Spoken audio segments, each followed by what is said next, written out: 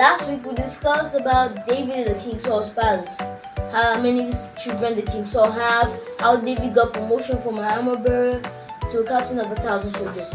But this week we're going to be discussing chapter 3.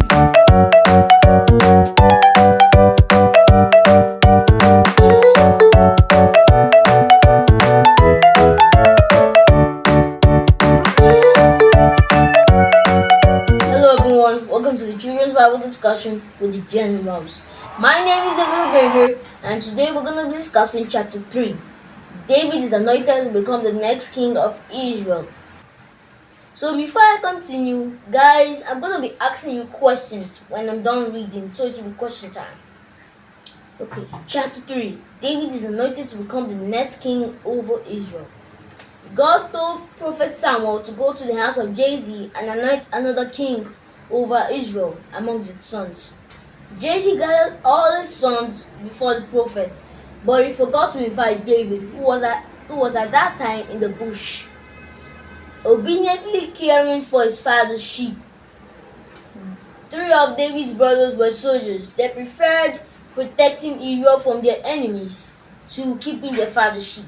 In the house, Prophet Samuel called the sons of Jesse one after the other, according to their position in the family, as they prepared to anoint the next king. But God rejected all 7 brothers of David, including the 3 soldiers. After God rejected all the brothers, it was then that his father remembered David, who was in the bush. So Prophet Samuel sent for David, and then God chose him to become the next king over Israel. David had not simply been seeking any position, he was simply chosen by God. God chose David to replace King Saul because the king was unfaithful to God's instructions. Although Prophet Samuel had anointed David with oil that day, David was not crowned over Israel until after about 13 years. It didn't matter that David was the youngest person in his family. God chose him to be the next king of Israel because David loved God wholeheartedly. Will you be like David? Yes. If you want to know more about the story, you can go to 1 Samuel 16 verse 1 to 13. So guys, it's question time. Daniel, who anointed David as the king? Prophet Samuel. Samuel, how many sons did Jesse, David's father, have? 8. Daniel, why did Samuel go to Jesse's house? Because God sent him to. Where was David when Samuel arrived at his house, Samuel? Was in the bush.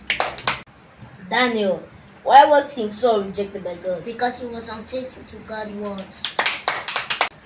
Daniel, what does a soldier do? He protects his nation or his territory.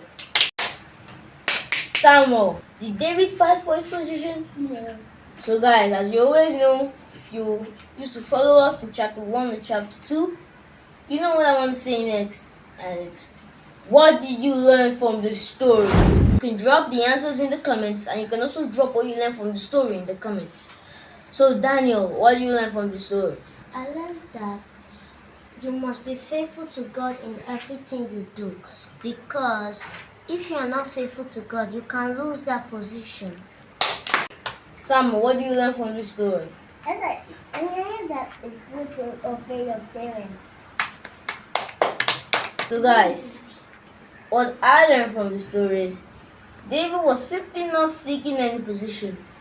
Because God loved him wholeheartedly, God chose him to become the next king over Israel. And as Daniel said, I also learned that in any high position you are, you should always be faithful to God. Because if you are not faithful to God, pride can take over you, flesh can take over you, and you will lose that position. So thanks for joining us today. We'll see you next time in chapter 4. Bye.